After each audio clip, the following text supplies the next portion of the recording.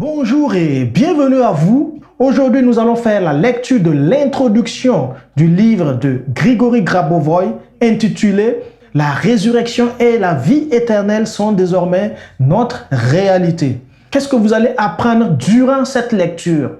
Il faut savoir que toute la lecture de ce livre est passionnante. Toute la lecture, il n'y a pas un seul passage qui va vous ennuyer, mais j'ai repéré quelques éléments qui sont intéressants à signaler que nous allons rencontrer dans cette introduction. C'est quoi ces éléments?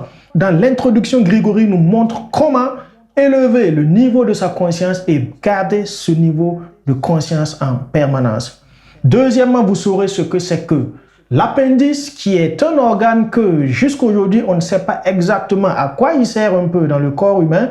Et troisièmement, Grigory nous parle aussi des capacités incroyables de l'aigle de matérialiser ou dématérialiser certaines parties de son corps en cas de besoin. Et pour finir, nous allons parler de cette nouvelle médecine qui empêche l'homme de mourir. Cette médecine existe déjà et elle est déjà en train d'œuvrer pour rendre l'homme éternel. Alors, sans tarder, allons-y pour la lecture proprement dite. Je vous conseille de déposer un verre d'eau à côté parce que vous serez scotché.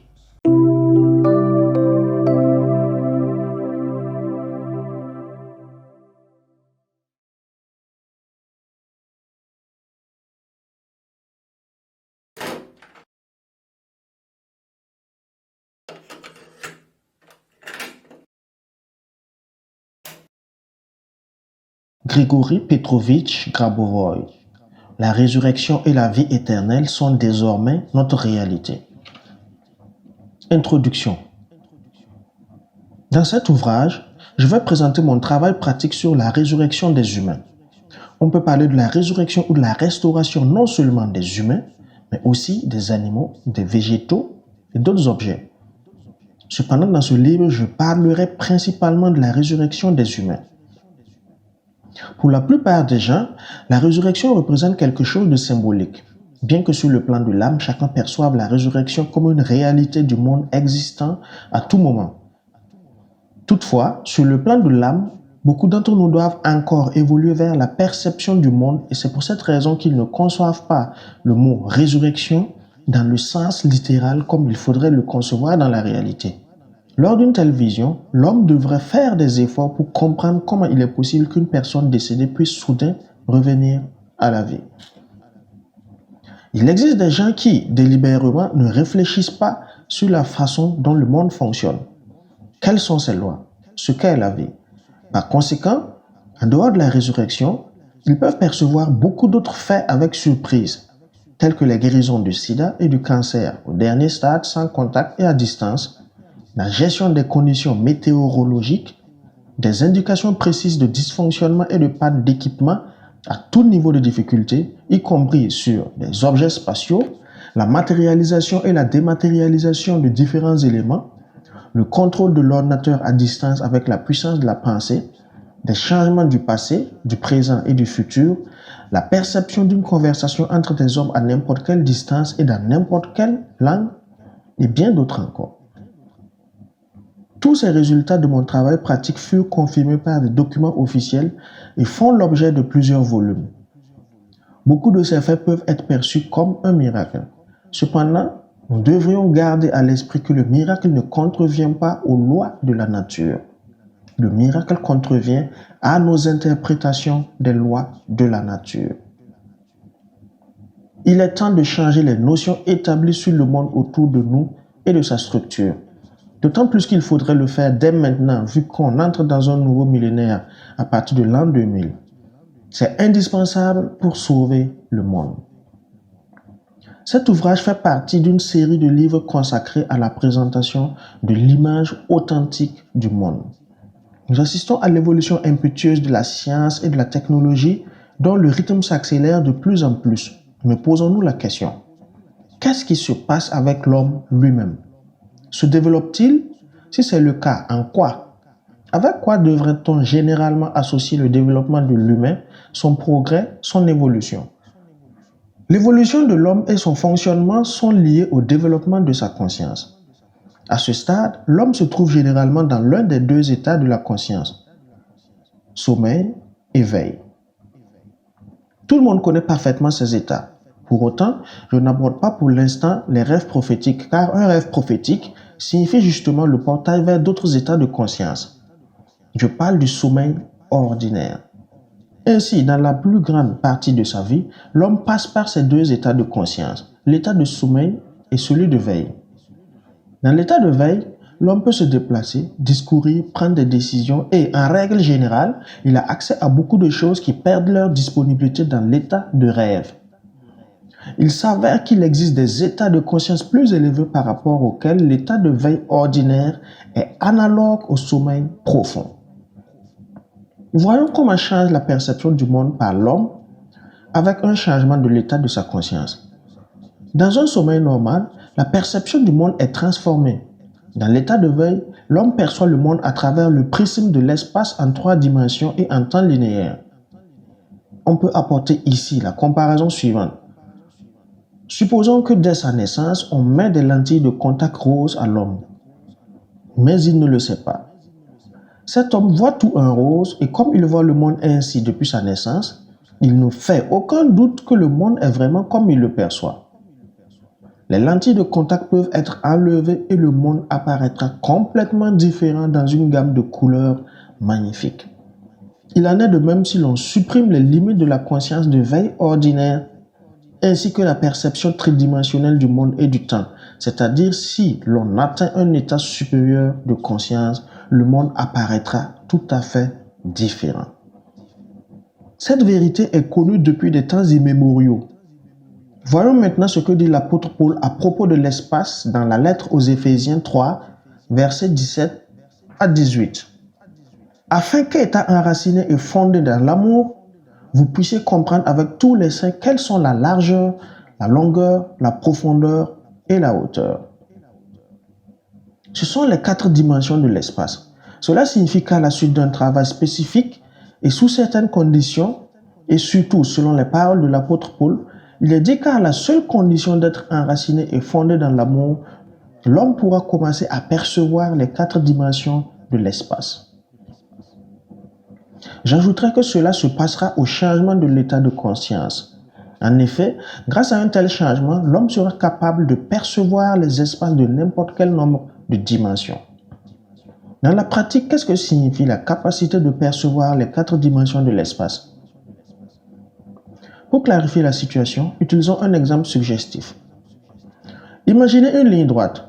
Si l'on marque un point sur cette ligne, ce point divisera la ligne en 2 parties. Si ce point est désormais considéré comme une cloison, alors elle divisera la ligne en 2 parties et la moitié des points ne sera pas visible de l'autre moitié. Tout comme vous ne voyez pas à travers le mur de votre appartement ce qui se trouve derrière ce mur. Mais du point de vue des mathématiques, une ligne droite peut être considérée comme un espace à une dimension.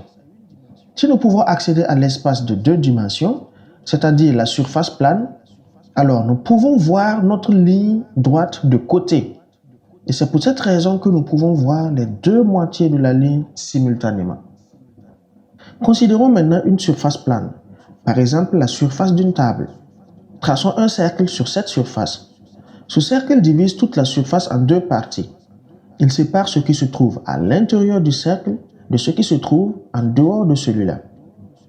Si nous entrons dans un espace à 3 dimensions, c'est-à-dire au-dessus de la table, alors nous pouvons regarder la surface de la table d'en haut et voir simultanément ce qui se trouve à l'intérieur du cercle et ce qui se trouve en dehors du cercle. Nous arrivons enfin au cas de l'espace tridimensionnel. Prenons une sphère. Elle divise tout l'espace en 2 parties, ce qui se trouve à l'intérieur de la sphère et ce qui est à l'extérieur. Si vous avez la capacité de percevoir les 4 dimensions de l'espace, vous pouvez voir simultanément ce qui est à l'intérieur de la sphère et ce qui est à l'extérieur. Vous voyez à la fois ce qui est, par exemple, à l'intérieur d'une maison et à l'extérieur de celle-ci. Revenons à l'exemple avec le cercle sur la surface de la table. Ici, vous pouvez prendre un objet à l'intérieur et le déplacer vers l'extérieur. Dans ce cas, vous ne traversez pas le cercle, c'est-à-dire la frontière qui sépare les 2 parties de la surface plane. Vous pouvez déplacer un élément de l'intérieur de l'espace à 2 dimensions vers l'extérieur sans traverser la frontière puisque vous utilisez le portail dans l'espace à 3 dimensions, c'est-à-dire dans l'espace du plus grand nombre de dimensions. De cette façon, vu dans un monde en 3 dimensions, vous pouvez aller d'une pièce à l'autre sans utiliser la porte, comme si vous passiez à travers un mur, mais en utilisant toutefois la 4e dimension. Pour les hommes qui se trouvent dans ces pièces, ce sera un miracle. Et par exemple, ils pourront commencer immédiatement à faire des appels à l'éditeur d'un journal pour signaler l'incident tout à fait incroyable. Nous avons examiné le problème de l'espace. Voyons maintenant ce que l'Apocalypse de Jean dit à propos du temps. Jean 10, 6. Et jura qu'il n'y aura plus de temps. Ce propos au sujet du temps et celui de l'apôtre Paul sur l'espace nous démontre qu'il a toujours existé une compréhension comme quoi notre perception du monde à travers le prisme de l'espace-temps en 3 dimensions est limitée et cette limitation est liée au niveau de la conscience de l'homme à l'étape actuelle de son développement. Cette situation peut être changée. Ces 2 citations des textes canoniques affirment qu'il est possible de sortir du cadre de la perception ordinaire. Les lois de la nature, basées sur des concepts de l'espace-temps tridimensionnel, ne sont qu'une description superficielle de ce monde. En réalité, il existe un lien plus profond, plus fondamental entre les structures mondiales grâce auxquelles des changements dans ce monde peuvent être effectués par un simple acte de volonté. Cependant, afin d'être en mesure de réaliser de tels changements, il faut avoir une conscience plus élevée. Tout le monde connaît bien l'Évangile. La question est de savoir quel est le terme clé dans l'Évangile. En lisant attentivement le texte, il devient clair que c'est l'expression « royaume de Dieu ». À l'exemple de différentes allégories, Jésus-Christ nous demande de renoncer à tout pour le royaume de Dieu, en expliquant que si quelqu'un réussit à atteindre son royaume, le reste suivra. Le royaume de Dieu représente un état plus élevé de conscience. Le chemin vers des états de plus en plus développés de la conscience est celui qui mène vers Dieu. Ainsi, la phrase « le royaume de Dieu est à l'intérieur de nous » devient claire. Jésus nous dit à plusieurs reprises « réveillez-vous ». Il s'agit du sens direct de cette expression car en comparaison avec des états plus élevés de conscience, notre état de veille ordinaire ne représente qu'un sommeil profond, tout comme notre sommeil est un rêve par rapport à l'état vigilant de conscience. Si le royaume de Dieu, c'est-à-dire un état plus élevé de conscience, est atteint, le reste suivra parce que l'homme se débarrassera du modèle tridimensionnel de l'espace et du temps qui le limite et il sera donc capable de commencer à percevoir la réalité fondamentale.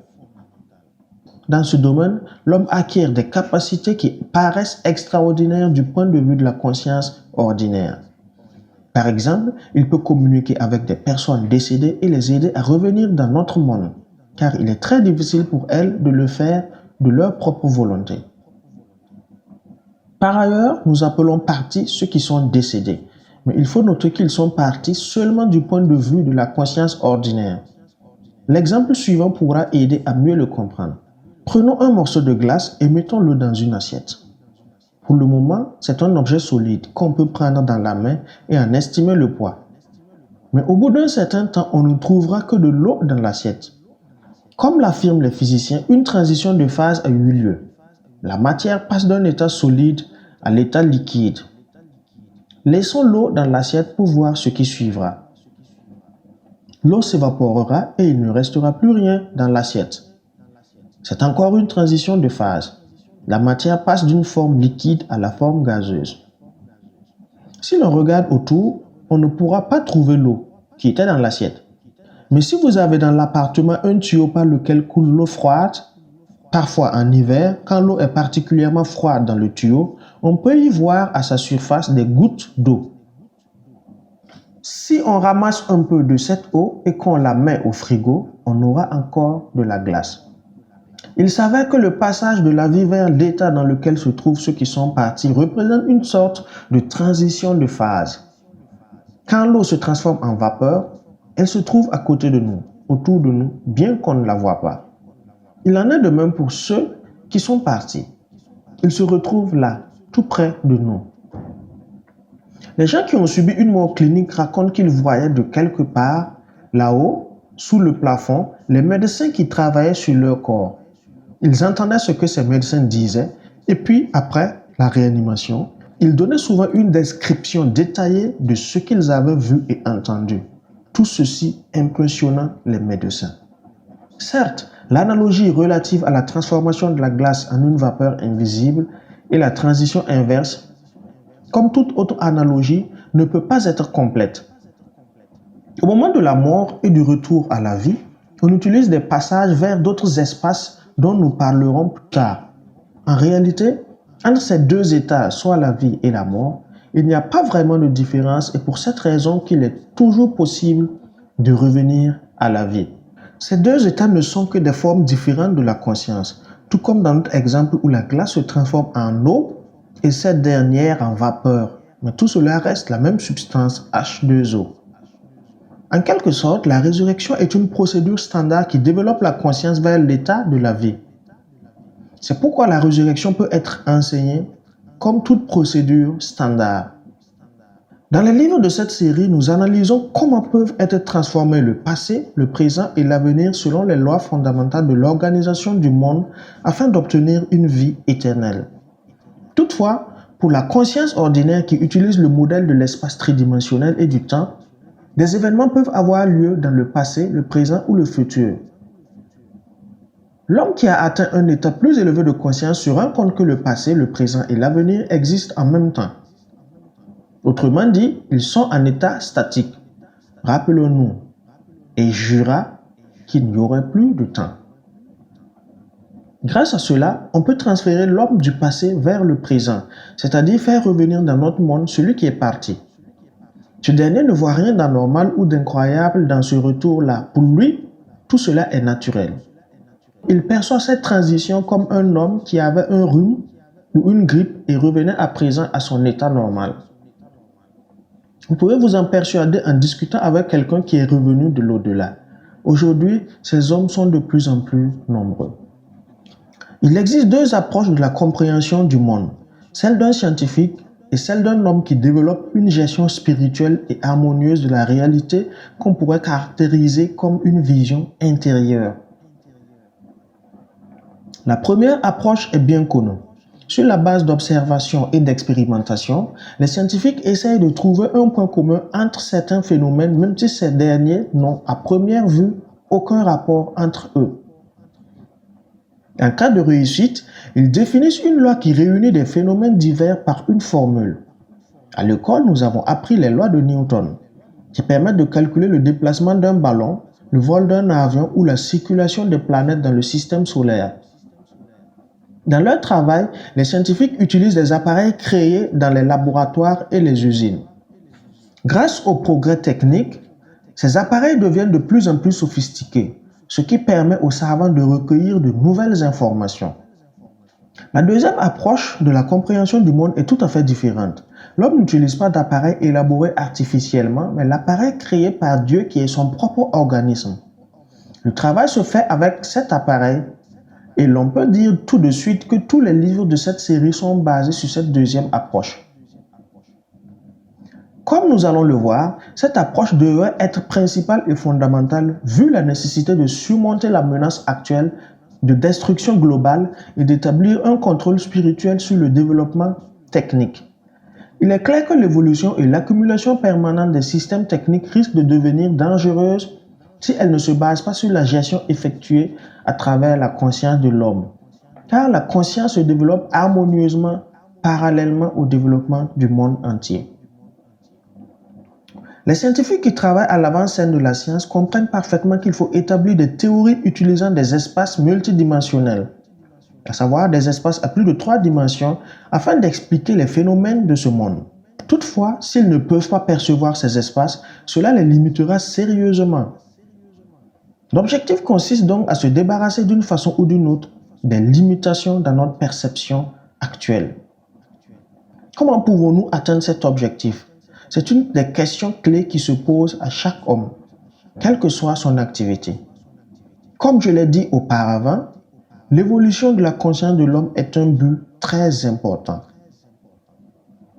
Qu'est-ce que l'homme devrait faire concrètement pour son développement et en premier lieu pour le développement de sa conscience? C'est un grand thème mis à part qui trouvera sa place dans un des livres de cette série. Cependant, vous pouvez commencer dès maintenant à transformer votre organisme et à l'accorder au pouls de l'univers. Nous sommes tout le temps aux prises avec l'importance du changement de l'état de notre conscience. Imaginez que vous êtes dans un parc à regarder une rose éclore. Vous admirez les couleurs magnifiques de ses pétales délicats. Vous sentez l'odeur fine de la fleur et peut-être vous remarquez qu'une goutte d'eau brille sous le soleil après la pluie. Cette beauté divine et son parfum vous envoûtent. Vous ressentez une autre vie à côté de vous. Vous voulez la comprendre. Mais comment? Vous sentez que la réponse est là quelque part. Vous le sentez par tout votre être, mais en même temps, il semble que quelque chose manque. La fleur est tout près. Vous avez néanmoins l'impression qu'un mur invisible vous en sépare. La réponse à votre question vient vers vous. Vous le sentez et pourtant cette réponse semble être dans une autre langue. Vous cherchez toujours comment apprendre ce qu'est une rose. Adressons-nous à la science. La science peut faire une analyse chimique de la fleur, définir les proportions de ces différents éléments, étudier les processus qui se déroulent dans ces tissus, etc. Cependant, la connaissance de toutes ces proportions et de tous ces processus n'aidera pas vraiment à connaître, à comprendre et à sentir ce qu'est cette belle fleur parfumée. La question réapparaît alors. Comment savoir ce qu'est une rose? Est-il possible d'obtenir une telle connaissance? Il s'avère que oui, mais on peut le réussir d'une seule façon. Pour savoir ce qu'est une rose, il faut devenir une rose. Il faut s'unir à elle pour un instant, au moins. Pour ce faire, il faut être dans un état plus élevé de conscience. C'est le chemin principal vers la compréhension du monde. Remarquez que pour obtenir de telles connaissances sur ce chemin, il ne faut pas couper la fleur ni la tuer. Ce chemin prévoit une technologie complètement différente de l'acquisition des connaissances sans aucune destruction. Faisons une petite parenthèse. Nous venons de dire que dans un état plus élevé de conscience, une perception du monde complètement différente devient possible. Cependant, il faut avoir en vue que notre état habituel ne reste pas toujours le même. Une simple observation de soi-même le démontre rapidement. Pensez à votre perception de certains événements récurrents. Remémorez-vous vos sensations, vos sentiments. Vous verrez que la perception n'était pas toujours la même. Les impressions étaient différentes. Chacun de nous possède une telle expérience. Parfois, la perception se fait comme si on était dans un brouillard. Une autre fois, le brouillard semble se dissiper et la perception devient beaucoup plus claire et nette. Nous remarquons que cette fois-ci, l'événement ou la personne nous intéresse beaucoup plus. Ceci est dû au fait que nous ne sommes pas toujours dans le même état de conscience. Ce dernier change tout le temps. Ces changements, néanmoins, restent dans les limites de notre développement actuel. Dans les moments où nous éprouvons des sensations particulières telles qu'une exaltation, le sentiment d'une vie remplie de joie et de bonheur, ce sont les indices d'un état plus élevé de conscience par rapport à notre état habituel. Souvent, ce sont ces moments-là qui restent gravés dans notre mémoire et parfois pour toute la vie. Certes, pour une raison quelconque, il peut arriver que l'homme se retrouve soudainement dans un état plus élevé de conscience. Il ressentira alors une sorte d'illumination, de béatitude, de joie illimitée de vivre. Il n'existe pas de mots pour décrire cet état. Il faut le vivre. Grâce à un élan spirituel bien dirigé, à une compréhension adéquate et à une pratique régulière appropriée, vous pourrez toujours garder avec vous ces états plus élevés de conscience. Il existe une autre façon d'aborder les questions surmentionnées. Imaginez que dans la cave ou au grenier de votre maison, secondaire, vous trouvez une loupe. Elle est restée là pendant très longtemps et maintenant elle est recouverte d'une épaisse couche de poussière. Vous sortez dans la cour et soudainement vous voyez une fourmi sur le sentier. Vous voulez la voir de plus près. Vous vous inclinez, mais vous la voyez toujours mal. La fourmi est trop petite. Alors vous vous rappelez que vous avez une loupe. Vous l'approchez de la fourmi, vous commencez à distinguer certains détails, mais la vision reste floue. On peut alors appliquer une approche scientifique. Rapprocher la loupe de la fourmi, puis l'éloigner en analysant les changements de l'image, observer la fourmi sous divers angles, élaborer des algorithmes plus compliqués d'action et utiliser un traitement statistique de données. Bref, on peut lancer un sérieux programme d'études scientifiques. Ou bien agir autrement. On peut prendre un morceau de tissu et nettoyer la loupe. Ainsi, sans algorithme ni traitement statistique, nous verrons la fourmi de façon nette. Nous avons pu obtenir le résultat si facilement et si rapidement parce que nous avons fait l'essentiel. Nous avons amélioré l'appareil utilisé pour les observations. En fait, pour avancer sur le chemin de la compréhension du monde, il faudrait avant tout affiner notre perception et changer l'état de notre organisme.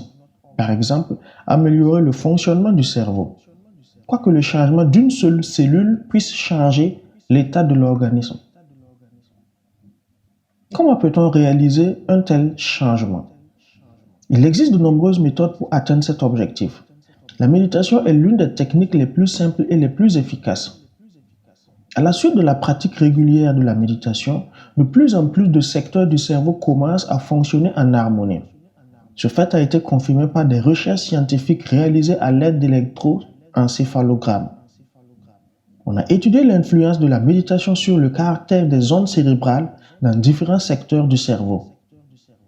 Les recherches ont démontré que plus on avance dans la pratique, plus de secteurs du cerveau commencent à fonctionner de façon cohérente. Et lorsque l'homme maîtrise la méditation, tout son cerveau fonctionne en harmonie. Par ailleurs, nous savons que la création du laser a généré toute une révolution dans la science et la technologie. Les chercheurs en la matière ont reçu le prix Nobel de physique. Pour la première fois, on a réussi à créer une émission cohérente de laser et à déterminer les principes de sa création. C'est justement la cohérence d'émission du laser qui explique toutes ses propriétés uniques. Ainsi, à la suite de certaines pratiques, quand l'homme aboutit à ce que son cerveau commence à fonctionner de façon cohérente, il obtient un nouvel outil de qualité. Comme dans le cas du laser, grâce au mode cohérent du fonctionnement de son cerveau, l'homme acquiert des capacités et des possibilités nouvelles. L'objectif des expériences mentionnées ci-dessus consistait à établir des changements dans le fonctionnement du cerveau au cours de la méditation. Cependant, à la suite de la pratique, ce n'est pas seulement le cerveau, mais tout l'organisme et chacune de ses cellules qui subissent un changement positif. Si l'on compare un organisme humain avec le laser, il devient évident que malgré une énorme différence dans les propriétés du laser et des ressources de lumière classiques, la différence dans le fonctionnement de l'organisme avant la maîtrise de la méditation et après celle-ci est infiniment plus grande. En réalité, cette différence est tellement importante que l'homme passe à un autre niveau d'existence. L'organisme humain est un système capable de se perfectionner sans limite. Il est difficile même d'imaginer toutes les possibilités de ce système. La méditation est donc un des moyens d'améliorer l'état de notre organisme. Il existe plusieurs techniques de méditation. La prière, par exemple, est une forme de méditation. Certes, la prière doit être spirituelle, comme toute véritable méditation. La tradition chrétienne connaît notamment la prétendue prière intelligente, prière d'un haut niveau spirituel, au cours de laquelle la conscience reste dans la zone du cœur et qui est très efficace pour assurer le passage à des états plus élevés de conscience. Les transitions rapides vers des états supérieurs de conscience peuvent être réalisées grâce à une variété de concentrations. Lors d'un exercice de concentration, la méditation peut devenir une partie intégrante de ce processus.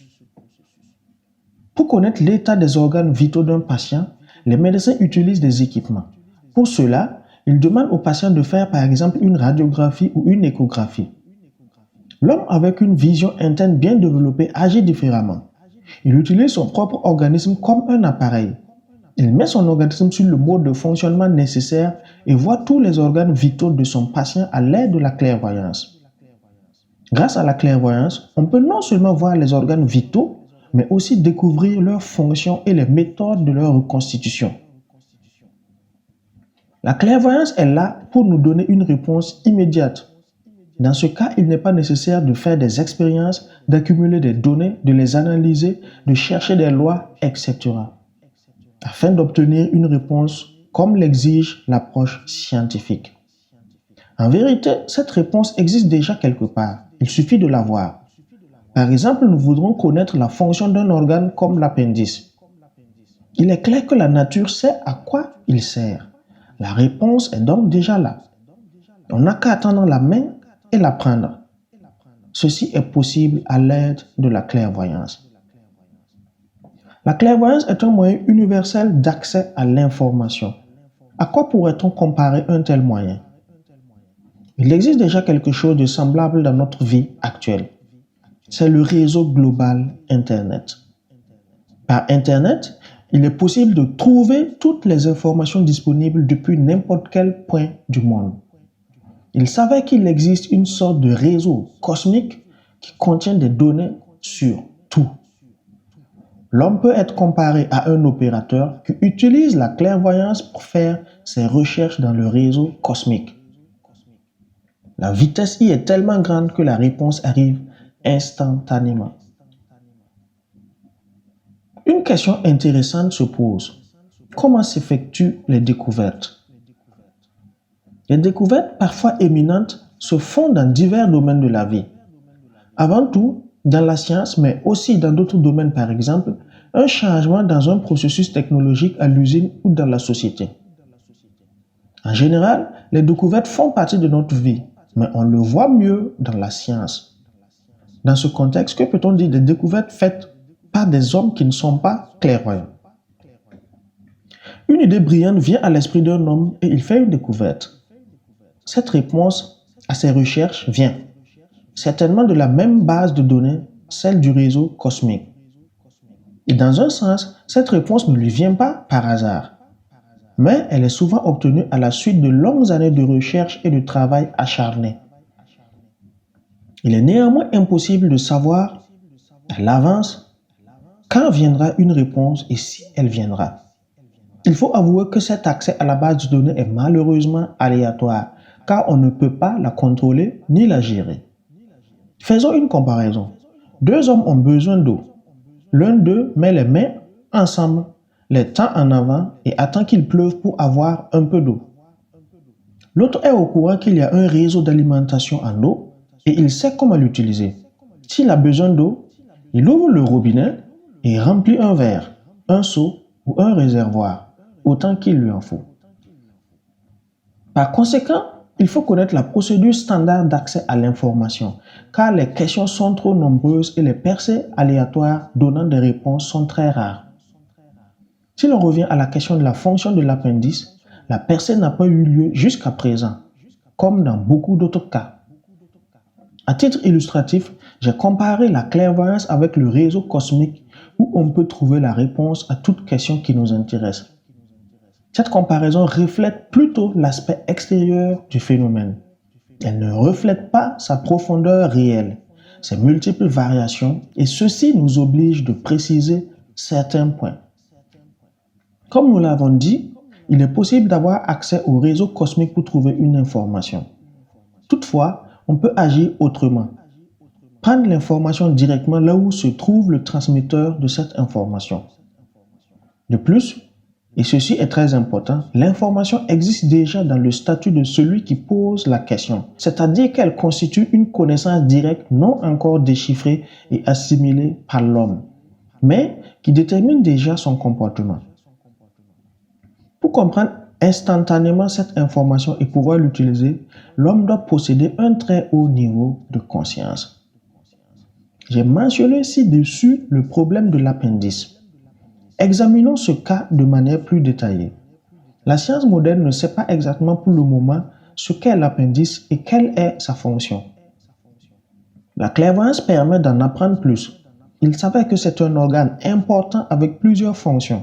Par exemple, l'appendice renvoie la projection de l'hémisphère cérébral gauche à l'hémisphère cérébral droit à travers le système immunitaire de l'organisme.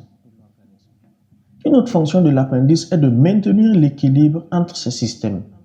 Si l'appendice est enlevé, la fonction du rétablissement d'appoint du système immunitaire est affaiblie.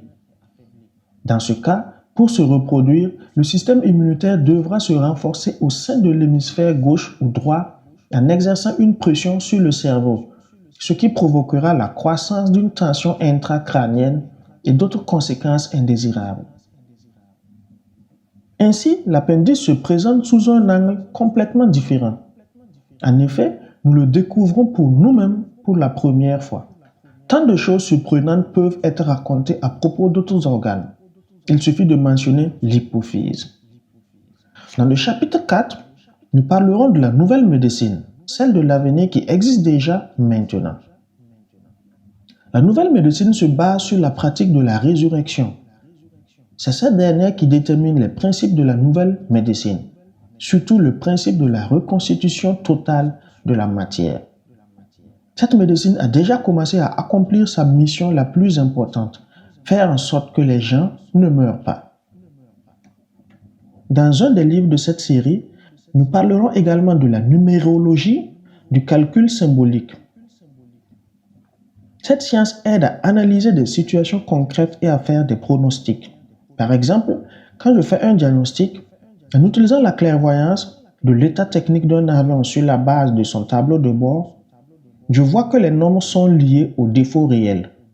Par ailleurs, l'homme qui n'a pas spécialement étudié la numérologie ne comprend pas comment des nombres ordinaires, connus depuis les cours d'arithmétique de l'école, peuvent être liés aux événements de la vie réelle.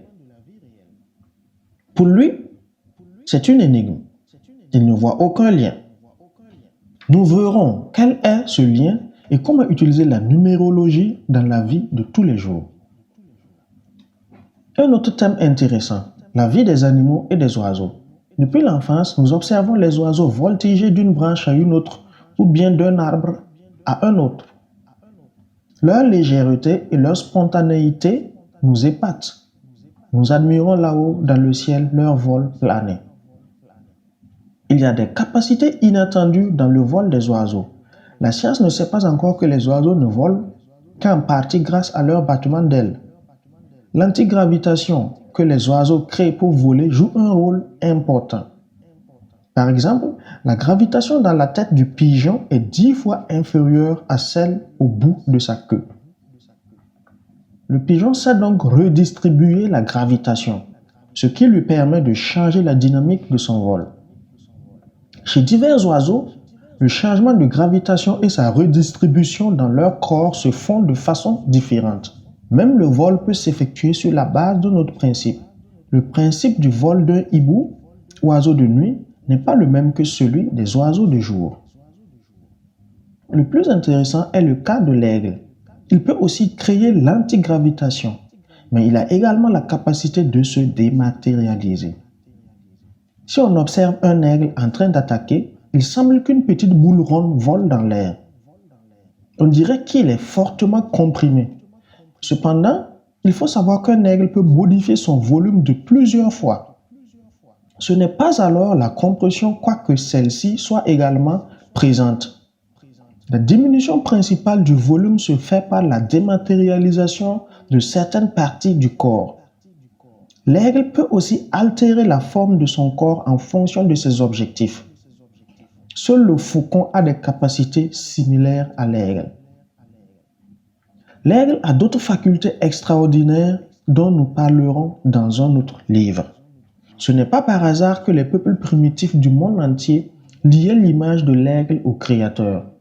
Ce n'est pas par hasard non plus qu'on voit l'image de l'aigle sur les armoiries de plusieurs États. Celle de la Russie représente notamment l'aigle bicéphale. L'aigle à 2 têtes est le signe d'un avenir stable et heureux. Dans d'autres livres, nous examinerons également des phénomènes comme la lévitation, la matérialisation et la dématérialisation, la télépathie, la télékinésie, la téléportation, etc. Depuis longtemps, ces phénomènes constituent des énigmes. Le temps est venu de donner des réponses. Par ailleurs, l'humanité passe aujourd'hui à une nouvelle étape qualitative de son développement. La tâche d'atteindre une vie éternelle et d'aider ceux qui sont partis à revenir est à l'ordre du jour. Ce n'est plus une question théorique, mais une question pratique, celle d'obtenir le salut. Les faits de résurrection prouvent qu'il est possible de reconstituer la matière. Ceci démontrant à son tour le non-sens et l'illogisme de toute destruction. À notre époque, celle d'une accumulation excessive des armes de destruction massive, la pratique de résurrection représente un moyen de salut. Elle montre la voie alternative au développement de la civilisation.